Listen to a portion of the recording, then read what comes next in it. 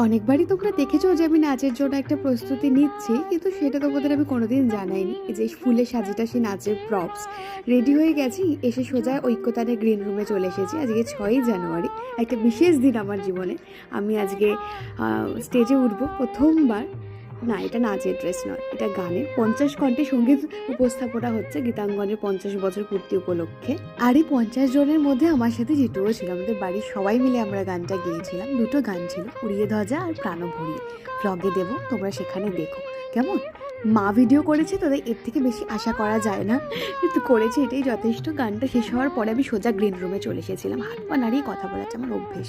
তো এখানে একজন ছিল শাড়ি পরিয়ে দেওয়ার জন্য। আমি তাড়াতাড়ি করে মেকআপটা কমপ্লিট করে নিয়েছিলাম। আর হেয়ার ইজ ইউর লেডি। প্রচণ্ড নার্ভাস ছিলাম সেদিন।